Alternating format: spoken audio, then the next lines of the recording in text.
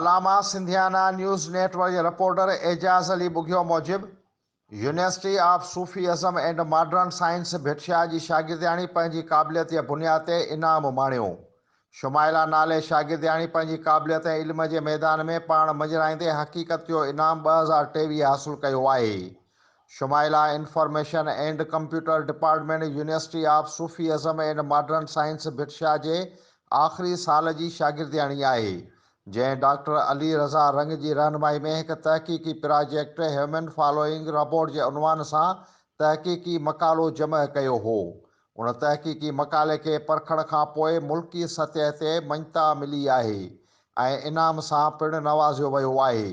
उन मौक़े ते professor doctor Parveen Munshi wise chancellor वीचार वंडींदे चयो त असांजे लाइ इंतहाई ख़ुशीअ जी ॻाल्हि आहे त पुठिते पियल इलाइक़े जी नियाणियुनि तइलीम जे मैदान में अॻु भरियूं थियण जी जाखोड़ में आहिनि। पाण शुमाइला नाले शागिर्दियाणी जी क़ाबिलियत ते एतमाद जो इज़हार कंदे चयो त university of Sufism and modern science Bhitshah में जदीद तइलीम सां गॾु इंसानी भाईचारे जी ॼाण ऐं उन ते अमल करण जी वसीअ दायरो गौर ऐं फ़िक्र जो अमल पढ़ायो वञे थो।